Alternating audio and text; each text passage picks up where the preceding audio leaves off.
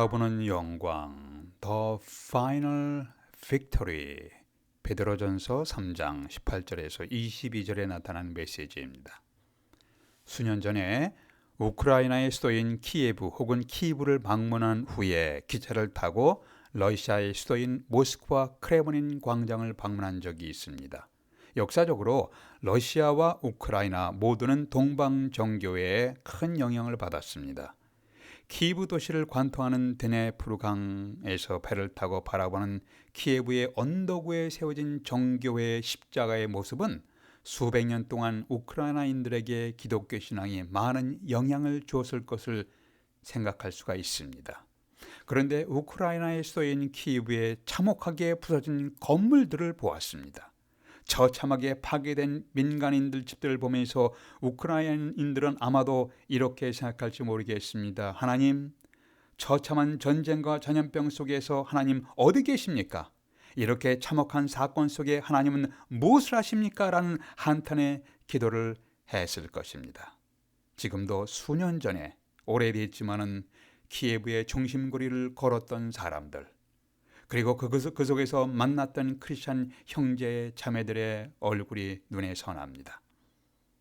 이렇게 처참하게 처절하게 외치는 기도를 성경에서 볼 수가 있습니다. 나의 뼈가 떨리오니 나를 고치소서, 내 영혼도 매우 떨리나이다. 여호와여 어느 때까지니까? 시편 6편의 시편 기자의 기도입니다.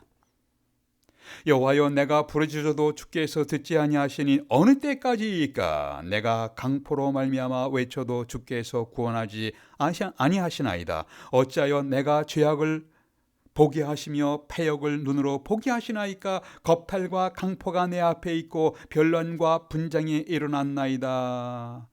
하박국 1장에서 하박국 선지자의 부르짖음입니다. 전쟁의 소식과 경제적인 불안, 코로나 바이러스 재앙으로 인한 우리에게 고난이 계속될 때 하나님은 왜 나를 돕지 아니하십니까? 라고 원망하는 기도를 드릴 수가 있습니다. 우리의 기도가 응답되지 않을 때 이 고난의 상황이 하나님 언제까지 지속되어야 합니까? 라고 항의도 합니다. 때로는 아마 하나님은 내 삶에 관심이 없으신가 봅니다. 라고 결론을 내기도 합니다. 그러나 이러한 고난과 절망의 한복판에서 우리가 할 수 있는 일들이 있습니다. 오늘 말씀은 삶의 고난 속에서 하나님의 응답과 간섭을 기다리는 사람들을 위한 메시지입니다. 우리가 고난 속에서 하나님의 응답을 기다리며 무엇을 해야 하나요? 첫 번째, 고난 중에 자신이 할 수 있는 하나님의 뜻을 이루어 가십시오. 자신이 할 수 없는 일도 있지만 현재 할 수 있는 하나님의 뜻을 이루어 가십시오. 18절 보세요. 그리스도께서 한 번 죄를 위하여 죽으사 의인으로서 불의한 자를 대신하셨으니 이는 우리를 하나님 앞으로 인도하려 하심이라. 여기서는 먼저 주님이 죽으셨다는 사실이 강조되었습니다. 주님의 죽음은 자연사가 아니고 사고로 인한 사망도 아니었습니다. 주님의 죽음은 분명한 목적이 있었습니다. 주님은 의인으로서 불의한 자를 대신해서 죽으셨습니다. 여기서 의인, the righteous와는 단수로 되어 있습니다. 그리고 불의한 자는 복수, 이 단어는 복수인데 이것은 불의한 자들, unrighteous people이에요. 이 땅에서 진정으로 의로운 분은 단 한 분 예수님만이 홀로 의인이십니다. 다른 사람은 모두가 다 죄인입니다. 성경은 의인은 없나니 하나도 없다. 모든 사람이 죄를 범하였으며 하나님의 영광에 이르지 못하더니 로마서 3장에서 강조해서 말씀하셨습니다. 주님은 의인으로서 의롭지 못한 모든 사람을 위하여 대신 죽으신 목적이 무엇인가요? 18절 후반부에 보니까 이는 우리를 하나님 앞으로 인도하려 하심이라. 예수 그리스도께서 십자가에 죽으시고 고난을 받으신 이유는 우리를 거룩하신 하나님 앞으로 인도하기 위해서였습니다. 예수 그리스도가 없었다면 우리 모두는 하나님 앞으로 인도받을 수가 없었습니다. 예수 그리스도가 없으셨다면 우리는 모두 어둠 속에 방황했을 것입니다. 예수 그리스도 때문에 우리는 빛 대신 하나님 앞으로 인도받을 수가 있었습니다. 예수께서 친히 말씀하시기를 내가 곧 길이요 진리요 생명이니 나로 말미암지 않고는 아버지께로 올 자가 없느니라. 주님의 죽으심에는 분명한 하나님의 뜻이 있었습니다. 우리가 이 땅에서 고난당할 때 하나님 왜 하필이면 나에게 이러한 고난을 당하게 하십니까? 라고 하기보다는 하나님 내가 당하는 고난에는 어떠한 하나님의 뜻이 있나요? 라고 물어보는 것이 합당합니다. 하나님은 현재 상황에서 내가 할 수 없는 일을 내게 기대하시는 것이 아니라 현재 상황에서 내가 할 수 있는 일을 행하기를 기대하십니다. 예수님은 십자가에서의 불의한 자들을 위해 죄의 값을 대신 치르신 것이 하나님의 뜻임을 아시고 그 뜻을 고통 가운데도 이루어 가셨습니다. 십자가의 고통의 십자가에서 다 이루었다라고 외치시면서 마땅히 심판받을 죄인들을 구원하시는 사역을 다 이루셨습니다. 주님은 고통 중에도 하늘 아버지의 뜻을 성취해 가셨습니다. 그 결과 영광의 자리로 복귀하셨고 영광의 찬송을 받으셨습니다. 고난의 상황 속에서도 내가 할 수 있는 일들을 행함으로 하나님의 뜻을 이루어가는 삶을 살아가십시오. 전쟁이나 지진으로 인하여 고난당하는 사람들 위해서 내가 할 수 있는 일이 무엇인가요? 경제적으로 큰 곤란을 당하며 대인관계의 갈등으로 괴로워하는 사람들을 위해서 내가 할 수 있는 일이 무엇인가요? 우리 자신이 갖가지 상처와 고통 속에서 할 수 있는 일이 무엇인가요? 아무것도 할 수 없다가 주저앉지 마시고 하나님을 바라보면서 할 수 있는 일이 있습니다. 기도할 수는 있지 않습니까? 복음 성가에 기도할 수 있는데 왜 걱정하십니까? 기도할 수 있는데 왜 실망하십니까? 주님 앞에 무릎 꿇고 간구해 보세요. 기도할 수 있는데. 우리의 삶이 고난 중에 있을 때 현실에서 우리가 할 수 있는 하나님의 뜻이 무엇인지를 살펴보고 그 뜻을 이루어 가십시오. 두 번째, 고난 중에 장래에 나타날 영광을 바라보십시오. 현재 나의 삶 가운데 고난이 있다 할지라도 그런 고난 중에서 장래 이 고난을 통과한 후에 나타날 나에게 주어질 나에게 나타날 이 영광을 바라보십시오. 주님이 고난의 죽음을 통과하신 후에 어떻게 되셨습니까? 18절 후반부에 보니까 영으로는 살리심을 받으셨으니, 이 구절에서 영으로는 이란 의미는 성령에 의해서 by the Holy Spirit 라는 뜻입니다. 즉 예수 그리스도는 성령에 의해서 살리심을 받으셨습니다. 로마서 8장 10절에서 예수를 죽은 자 가운데서 살리신 이의 영이 너희 안에 거하시면, 성령이시죠. 예수 그리스도를 죽은 자 가운데서 살리신 이가 너희 안에 거하시는 그의 영으로 말미암아, 성령으로 말미암아 너희 죽을 몸도 살리시리라. 예수를 죽은 자 가운데서 살리신 이의 영이란 바로 성령, 홀리 스피릿을 의미하고 있습니다. 이 구절에서도 성령께서 예수 그리스도를 죽은 자 가운데서 부활시키셨다는 것을 말씀하고 있습니다. 이처럼 예수께서 죽으셨을 뿐 아니라 부활하심으로 위대한 승리를 선포하셨습니다. 이 주님의 부활이 주님을 믿는 모든 그리스도인들에게 살아있는 소망, living hope 되셨습니다. 이것이 베드로전서 전체의 주제입니다. 1장 3절에서 예수 그리스도의 죽은 자 가운데서 부활하심으로 말미암아 우리를 거듭나게 하사 산 소망, living hope, 산 소망이 있게 하시며라고 말씀했습니다. 본문 말씀은 한 걸음 더 나아가서 예수 그리스도께서 이 승리를 온전케 하시기 위해서 승천하셨다는 사실을 증거하고 있습니다. 22절 보세요. 그는, 주님은 하늘에 오르사 하나님 우편에 계시니 천사들과 권세자들과 능력들이 그에게 복종하느니라. 예수님은 이 땅에서 십자가의 죽음이란 고난을 통과하신 후에 온 우주를 통치하시는 영광의 자리로 돌아가셨습니다. 천사들과 권세자들과 능력들과 모든 영들의 경배를 받으시는 자리로, 영광의 자리로 복귀하셨습니다.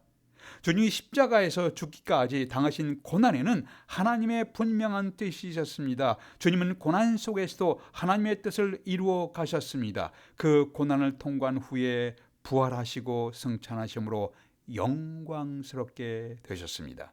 이와 같이 우리도 현재 당하는 고난을 통과한 후에 하나님이 우리를 영화롭게 하실 것입니다.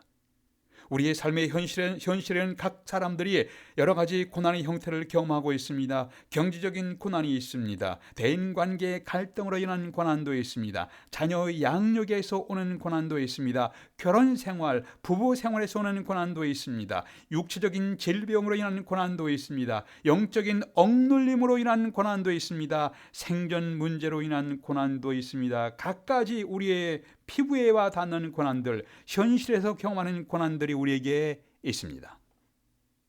사도 베드로는 여러분들이요 주님이 고난을 통해서 하늘 아버지의 뜻을 이루시고 그 고난 통과한 후에 영광스럽게 되셨습니다. 이와 같이 여러분의 고난 속에서 하나님의 뜻을 이루어 가시면서 고난을 통과한 후에 여러분에게 주어질 영광을 바라보십시오 라는 메시지입니다.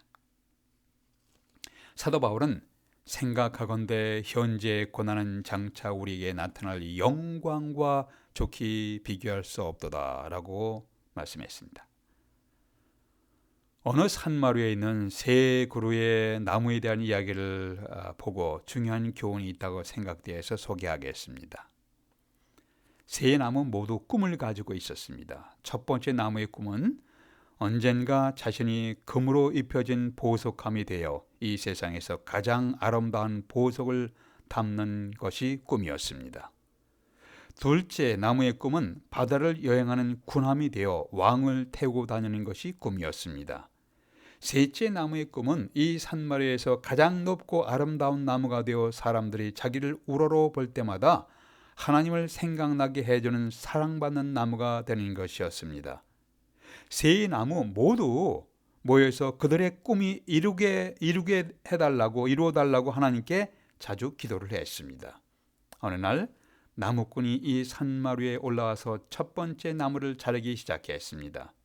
이제 그는 금으로 입혀진 보석함이 될 것을 기대했습니다. 그러나 그는 어느 농부에게 팔려가 외양간에서 소나 말을 먹이는 여물통이 되고 말았습니다.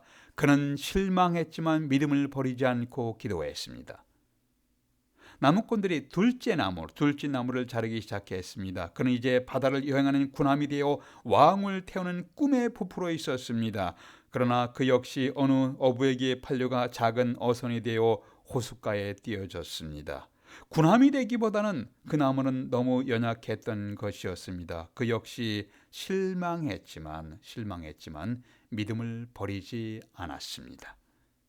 나무꾼이 세 번째 나무를 자르기 시작했을 때 그는 비명을 질렀습니다. 그의 꿈은 거기에 그대로 남아있고 높고 아름다운 나무가 되는 것이었습니다. 그러나 베어진 그 나무는 어느 목수에게 팔려가서 집들에 버려졌습니다.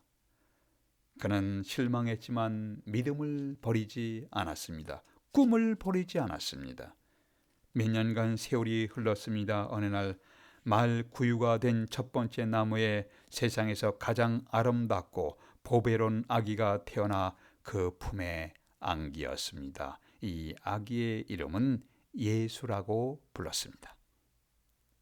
호수에 떠다니던 둘째 나무에게도 사건이 발생했습니다. 어느 날 그 배에 한 분이 올랐습니다. 그의 제자들이 함께 올랐습니다. 그분은 갑자기 일어나 폭풍에 두려워하는 제자들을 안심시키시며 바다를 한마디로 꾸짖었습니다. 호수는 곧 잠잠해졌습니다.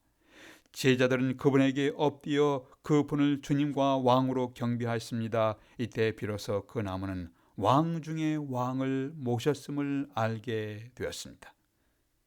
한편 목수에게 팔려가 집 뒷뜰에 버려졌던 세 번째 나무는 어느 날 로마 군인들의 청탁으로 십자가의 나무가 되어 갈보리 언덕에 세워졌습니다. 그에게는 그의 친구 첫 번째 나무에서 태어나셨고 두 번째 나무가 태우고 다니던 갈릴리 사람 예수라는 분이 매달리게 되었습니다.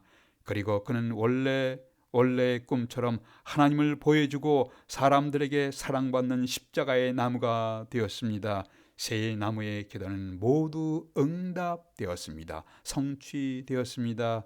그들의 꿈은 오래전 함께 모여 기도했던 대로 그대로 이루어졌습니다. 고난은 있었지만 고난의 저 건너편에서 더 아름다운 꿈이 이루어졌습니다.